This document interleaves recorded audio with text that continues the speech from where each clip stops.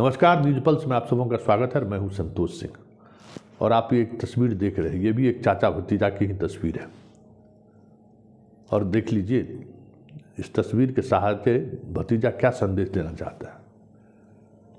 एक तरफ सुधाकर पर कार्रवाई की बात हो रही है, दूसरी तरफ चाचा से उनका क्या आत्मीयता झलक रही है वो भी समझिए। और इसके सहारे समझिए कि नीतीश कुमार को लेकर तेजस्वी अब सहज नहीं है। इन दो तस्वीर देखिए, एक तस्वीर तो चंद्रशेखर जो रामचरितमानस को लेकर जो बयान दिया थे, उनको भी इसी तरीके से पास बिठा के खिला रहे हैं।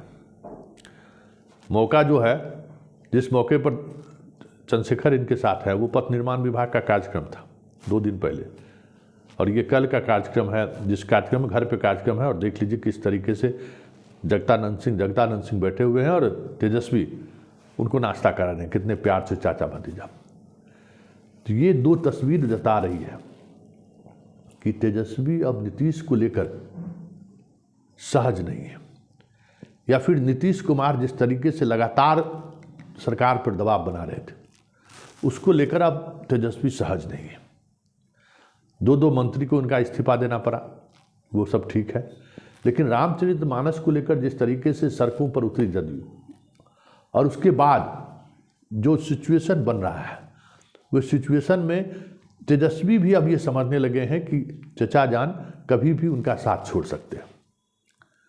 और 2025 में जो उत्तराधिकारी की वो बात कर रहे हैं, वो भी उनका कुछ खेल है, ये भतीजा जान अब समझने लगे। और यही वजह है कि तस्वीर के सहारे ही सही अब वो चचा को भी चिरकाने लगे और चचा को भी संदेश देने लगे। एक संदेश तो महाधिवक्ता की नियुक्ति को लेकर ही उन्होंने दे दिया। हालात ये हुई कि ललन बाबू को पीके शाही को लेकर तेजस्वी के दरबार में जाना पड़ा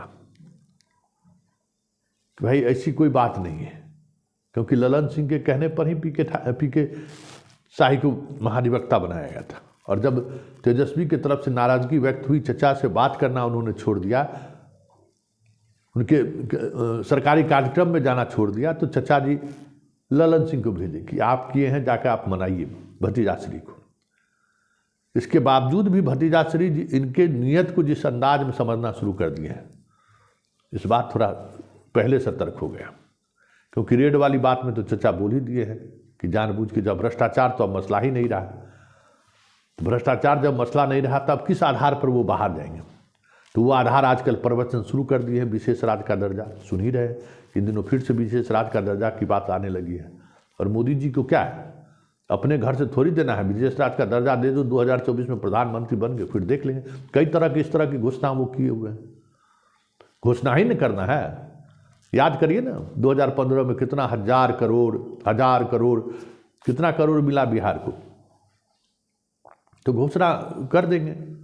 नीतीश जी कहेंगे अब हम क्या करें, बिहार का विकास का सवाल है, इसलिए हम मोदी जी के साथ चले गए।